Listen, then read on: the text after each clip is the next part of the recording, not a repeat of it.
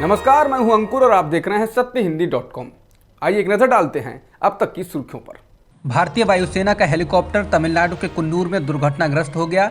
इस हादसे में chief of defence staff general Bipin Rawat समेत 13 लोगों की मौत हो गई और एक व्यक्ति का इलाज चल रहा है। सेना ने एक बयान जारी कर जनरल बिपिन रावत की मृत्यु की पुष्टि कर दी है। इस हादसे में जनरल रावत की पत्नी मधुलिका रावत का भी निधन हो गया।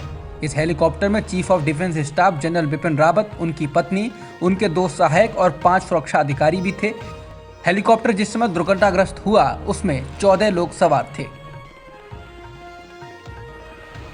भारत के प्रधानमंत्री नरेंद्र मोदी ने सीडीएस बिपिन रावत की हेलीकॉप्टर दुर्घटना में मौत पर शोक जताया। उन्होंने कहा कि भारत के पहले सीडीएस के रूप में जनरल रावत ने रक्षा सुधारों सहित हमारे सशस्त्र बलों से संबंधित विविध पहलुओं पर काम किया। वो अपने साथ सेना में सेवा करने का एक समृद्ध अनुभव लेकर आए। भारत उनकी असाधारण सेवा को कभी नहीं भूलेगा। रक्षा मंत्री राजनाथ सिंह ने ट्वीट किया, तमिलनाडु में आज एक बेहद दुर्भाग्यपूर्ण हेलीकॉप्टर दुर्घटना में सीडीएस रावत, उनकी पत्नी और 11 अन्य सशस्त्र बलों के जवानों के आकस्मिक निधन से गहरा दुख हुआ। विदेश मंत्री एस जयशंकर ने जनरल रावत और उनकी पत्नी के निधन पर दुख जताया है। ट्विटर पर पोस्ट किए अपने संदेश में उन्होंने कहा कि बीते कुछ सालों में उन्होंने मिलकर काम किया। उन्होंने रावत की मृत्यु को देश का बड़ा नुकसान बताया।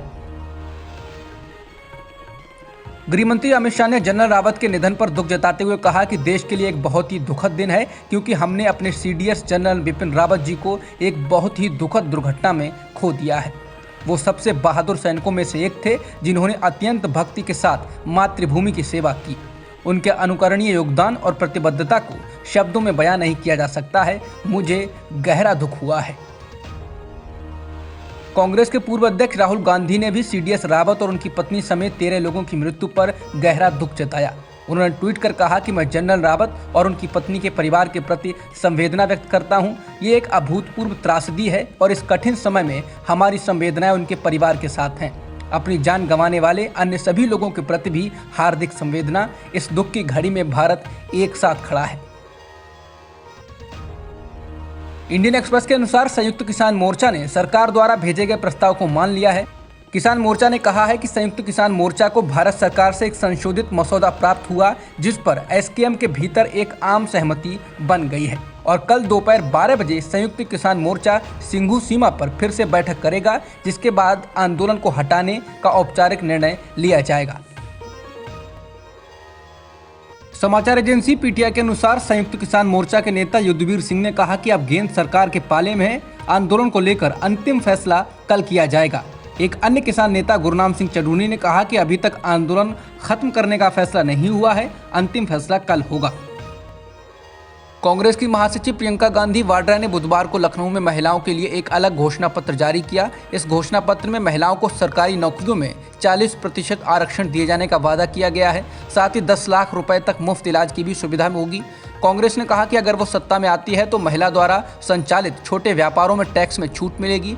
मनरेगा में महिलाओं को प्राथमिकता होगी। 10+2 में लड़कियों को स्मार्टफोन दिया जाएगा। स्नातक पास लड़की को स्कूटी मिलेगी और बस में फ्री यात्रा के साथ ही विधवा को 500 रुपये पेंशन भी दी जाएगी। इसके अलावा भी बहुत सारे वादे किए गए हैं।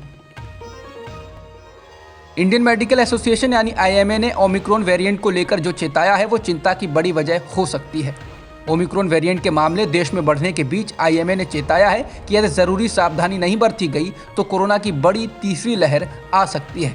इसने कहा है कि भारत के कई प्रमुख राज्यों से कोरोना के इस वेरिएंट के मामले सामने आए हैं और कोरोना पॉजिटिव केसों की संख्या में वृद्धि होना तय है। देश में अब तक कम से कम 23 ऐसे मामलों की पुष्टि हो चुकी है। आईएमए ने दावा किया कि उपलब्ध वैज्ञानिक साक्ष्य और जिन देशों में इस वेरिएंट के सबसे पहले मामले आए वहां के अनुभव से ये साफ है कि ओमिक्रॉन वेरिएंट तेजी से संक्रमण फैलाएगा और ये अधिक लोगों को प्रभावित करेगा।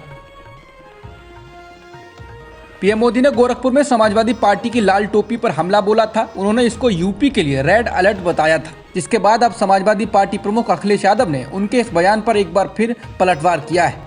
अखिलेश ने कहा कि लाल रंग क्रांति का प्रतीक है, लाल रंग भावनाओं का प्रतीक है और बीजेपी भावनाओं को नहीं समझती है। ये बदलाव का प्रतीक है और वो जानते हैं कि इस बार उत्तर प्रदेश में बदलाव होने वाला है। अखिलेश ने कहा कि ये तो देवताओं में भी मिलेगा। हनुमान का रंग लाल है, सूरज लाल है, ये रिश्तों का रंग है और भाजपा इसे नहीं समझती है। अखिलेश ने कहा कि इससे पहले मुख्यमंत्री भी ऐसी भाषा का इस्तेमाल कर चुके हैं, ये कोई नई बात नहीं है। समाजवादी पार्टी प्रमुख अखिलेश यादव ने बीजेपी के हमलों को लेकर कहा कि बीजेपी ने वादे पूरे नहीं किए हैं, इसलिए उसकी भाषा खराब हो रही है। अखिलेश ने कहा कि जैसे जैसे चुनाव नजदीक आएगा इनकी भाषा और खराब होगी। अखिलेश ने इसके साथ ही कहा कि जो जनता के बीच पैदा करे खाई वो भाजपाई। बुधवार की सुबह रिजर्व बैंक की मुद्रा नीति को लेकर बैठक हुई। इस बैठक में ब्याज दरों को मौजूदा स्तर पर ही रखने का फैसला किया गया है। रिजर्व बैंक यानी आरबीआई ने कहा कि रेपो रेट अर्थात जिस दर पर ये बैंकों को पैसा देता है 4% पर ही रखा जाएगा। इसी तरह रिवर्स रेपो रेट यानी जिस दर पर ये बैंकों से पैसा लेता है वो 3.45% पर ही रखा जाएगा। इसमें कोई भी बदलाव नहीं किया जा रहा है। इसका मतलब ये है कि वाणिज्यिक बैंक अपनी ब्याज दरें नहीं बढ़ाएंगे। आसान शब्दों में कहा जाए तो आपका ना तो ईएमआई बढ़ेगा, ना ही कर्ज पर ब्याज दर में कोई बदलाव होगा। ये लगातार 9वां मौका होगा जब आरबीआई ने नीतिगत ब्याज दरों में कोई बदलाव नहीं किया है। आरबीआई ने वित्तीय वर्ष 2022-23 की पहली तिमाही यानी अप्रैल जून के लिए जीडीपी में 17.2% वृद्धि का अनुमान लगाया है। इसके अलावा दूसरी तिमाही में जीडीपी में 7.8% की वृद्धि का अनुमान है।